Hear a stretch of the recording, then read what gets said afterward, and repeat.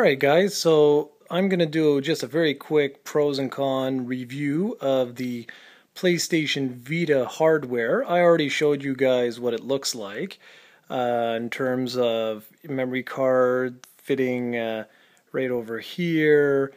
On the top of the system we have where the actual game cards go. And of course the two analog sticks, the touch screen, the D-pad, and the tiny little buttons here. Now I'm not really going to talk too much more about the hardware configuration like this. Most of you guys are much more interested in terms of what happens when I do this. So when you press the PlayStation button, this is what you get. I'm just going to blare this so you can hopefully hear. And you see you can just peel back and you're taken to the home screen. I really like this. I think this is definitely one of the pros. Okay, let's turn that down a bit. This is definitely one of the pros. You have these different apps here that sort of remind me of my iPhone. And you notice in the corner here, I don't know if you can really see that. Let's see if I can bring it in. Yeah. See here? You've got pages and you can just keep going up and down. And as you pick up new games, you'll install just little icons like this. And something that people might not know is if you press and hold, you can rearrange their placement on the actual screen. Or you can click on one and see information and delete whatever. This is very useful that nobody sort of tells you. So I'm just going to go back. I also really like the fact that you can multitask by swiping left and right like this. This is really good. I've got a game of Luminous open right now, but let's say I wanted to make a party. This is the multitask area. This is definitely a pro. This is really good because you're going to have all these different applications open, and until you do this, which is to peel back, these applications will remain open. Now some of them require you to close other applications, like you can't have two games open at once, for example, things like that. I'm just going to show you more or less a few things that I really enjoy with the system. Like this, party chatting. Party chatting is absolutely fantastic. It takes a little while just to get connected to the PlayStation Network and everything like that, so let's just give it a few seconds here. See, so I'm going to create a thing, party, invited players only, just for demonstration purposes. This is by far the best feature on the PlayStation Vita in terms of the network features. This is outstanding that you're able to do this. Could not create the party. That's very odd. Why is that? Here you go. Real-time issues. Okay, you know why? It's because I just realized I have my computer open and it is going away with Netflix stuff. So sorry about that. So anyways, you can see like different friends of mine and things like that, right? And I can just invite whoever I want, and we can cross-game chat just like you would on Xbox Live. So this is extremely impressive.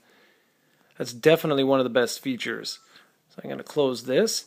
You also notice that in this corner up here, these are notifications. I don't really have too much, but whatever. Okay, I really like this. So I have, let's say here, I unlock this trophy. It'll automatically go into trophies, open it up, it's going to probably sync again. Oh no. Okay, and then it lists like just all the different games that I've played so far on my Vita, and of course the PlayStation Network where I can compare with friends and stuff like that, which I'm obviously not going to do. Everything takes a little while to load, obviously. So really like that. Now, other really big pros. Fantastic screen. You really can't see it. It won't do it justice here on my recorder, but it is superb. Also, really digging the analog sticks. I haven't had a chance to try them out too much because I've been obsessed with this game right here, which is Mutant Blobs Attack. And believe it or not, I actually use the analog stick, and it works really good. It's extremely responsive and gives you a wide degree of movement. And also sensitivity. I really like it. It feels like a console analog when you're actually in the game. Only thing is, of course, when you're holding the machine, it can be a little bit cumbersome. It may have been better up here, personally, but again, that just goes by taste. Some of the included applications that I've really enjoyed, I haven't had a chance to try everything yet, so obviously I can't say that that's a con or not, but Like remote play, I haven't tried. Some of the functions I'm not really into for the sake that I have them on my iPhone. For example, like maps, what have you. It's not really worth it. This is for you guys. This works really, really well. I'm not going to do that. Basically what it is it allows you to share your content from a PlayStation 3 or your PC or your Mac, but you can't obviously be running anything in the background while you do that. You have really like group messages, friends, play, trophies, your browser, pictures, all that stuff's really, you know, standard fare. Really, it all works. Nothing negative to say. Welcome Park, this is outstanding, but it's not going to let me boot because it's actually a game, and it walks you through all the different features that the Vita has, except one. And this is kind of a con because this thing, Near, is very interesting. It works sort of like the swap pass on the Nintendo 3DS. Basically what this is it'll let me know if I've come in contact with different players, or if I've you know, got a bunch of people around me that are playing certain games. I'm just going to show you here. It takes a few seconds to actually like boot up. Alright, so out and about.